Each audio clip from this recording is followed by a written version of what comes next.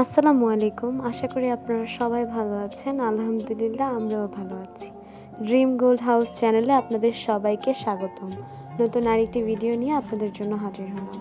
সকাল সকাল মেয়েকে কলেজে যাওয়ার জন্য নাস্তা রেডি করে দিলাম, আর তার সাথে টিফিন আর পানি রেডি করে দিলাম। মেয়েকে বিদায় দিয়ে আমি একটু শুয়ে শুয়ে টিভি দেখছি। এখন সকালবেলা বাসায় কেউ নেই, আমি একা। মেয়ে চলে গেছে কলেজে, ছেলে চলে গেছে স্কুলে, আর আপনাদের ভাইয়া চলে গেছে। টিভি দেখা শেষ করে বারান্দায় চলে আসলাম সবুজের মাঝে। বারান্দায় এসে দেখি বাহিরে অনেক সুন্দর বাতাস বইছে। বাতাসের কারণে ঘরের পর্দা, চাদর, ফুল সবকিছু নড়ছে। বৃষ্টি আসার আগ মুহূর্তের পরিবেশটা অনুভব করছি। দেখতে দেখতে বৃষ্টি চলে এসেছে, তা ভিডিওতে ক্যাপচার করে নিলাম। আমাদের পাশেই টিনের ছাদ দেওয়া একটা মসজিদ।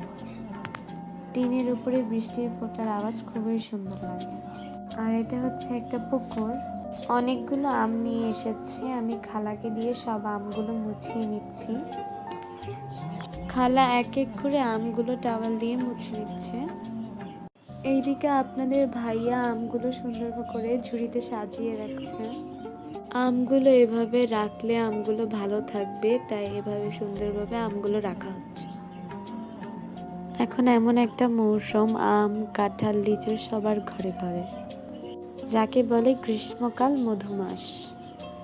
মিষ্টি আমগুলো সুন্দর করে সাজিয়ে রাখতে রাখতে একটি মিষ্টি আপুর কমেন্ট পড়ে নিব। লুবনার সংসার আইডি থেকে লুবনা আপু কমেন্ট করেছ, আমি আজও পর্যন্ত মোমো টেস্ট করে দেখিনি আপু, আজও পর্যন্ত মোমো খাইনি। তোমার হাতের মোমো দেখে মনে হলো খুবই মজা হয়েছে, মাশাআল্লাহ খুব সুন্দর হয়েছে। কমেন্ট পড়তে পড়তে লিচুগুলো সুন্দরভাবে সাজিয়ে নিলাম। এখন লুবনা আপুর কমেন্টে রিপ্লাই দিব।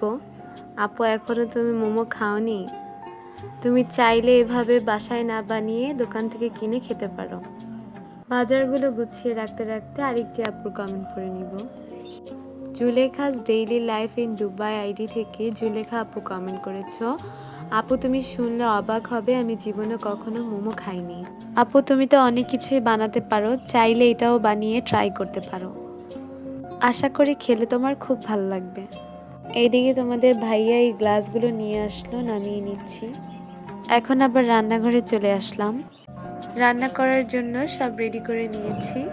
হাতে মেখে গরুর মাংস বসিয়ে দিয়েছি, তা ভিডিওতে ক্যাপচার করা হয়নি। এইদিকে এক চুলায় গরুর মাংস বলক এসে পড়েছে, আরেক চুলায় সরিষার তেল, পেঁয়াজ কুচি দিয়ে নেড়ে চেড়ে ব্রাউন কালার করে নেব। কচু চিংড়ি মাছ দিয়ে রান্না করব।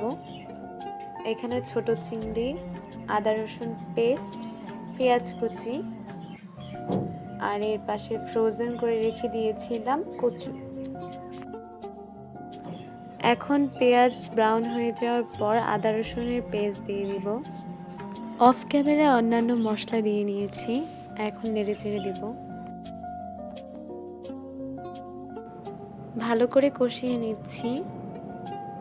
কষিয়ে নেওয়া শেষে এখন ছোট চিংড়িগুলো দিয়ে দিব। ছোট চিংড়ি দিয়ে এখন ভালোভাবে নেড়ে চেড়ে নিচ্ছি। এখন ভালোভাবে কষিয়ে নেওয়ার পর কচু দিয়ে দিলাম। কচু দিয়ে নেড়ে চেড়ে নিচ্ছি।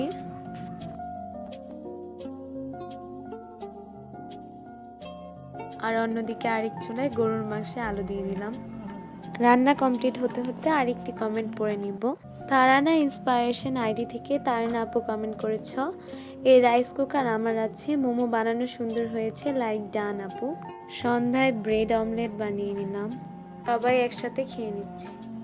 রাতে আপনাদের ভাইয়া কি কি নিয়ে আসলো তা ভিডিওতে একটু ক্যাপচার করলাম। তারানা আপু অনেক ধন্যবাদ কমেন্ট করার জন্য। এখানে অলিম্পিয়ার রেড ভেলভেট কেক নিয়ে এসেছে, কেক আনবক্স করে নিলাম। অনেক মিষ্টি মিষ্টি আপুরা অনেক সুন্দর সুন্দর কমেন্ট করো, তাদেরকে অনেক ধন্যবাদ। আরও অন্য যা যা এনেছে তা বের করে নিচ্ছি। আপুদের কাছে আজকে লাইক চাওয়া হয়নি, যারা যারা এ পর্যন্ত ভিডিওটিকে দেখে ফেলেছেন, যদি ভিডিওটি একটুও ভালো লাগে তাহলে ভিডিওটিতে একটি লাইক এবং কমেন্ট করতে ভুলবেন না। আর যারা এই চ্যানেলে নতুন তারা চ্যানেলটিকে সাবস্ক্রাইব করে দেবেন। তো এখানে আছে অলিম্পিয়ার টক দই, তারপর আছে এখানে অলিম্পিয়ার কেক, লাড্ডু আর হচ্ছে রেড ভেলভেট কেক। আরও কিছু বক্স আনপ্যাক করে নিচ্ছি। আমাদের আগের টেলিফোনটা একটু ওল্ড হয়ে গিয়েছে, তাই নতুন একটা টেলিফোন নিয়ে এসেছে আপনাদের ভাইয়া।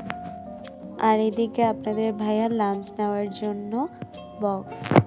লাঞ্চ বক্সটা খুব সুন্দর ছিল। দেখতে দেখতে ভিডিওর শেষ প্রান্তে চলে এসেছি। সবাই ভালো থাকবেন, আল্লাহ হাফেজ।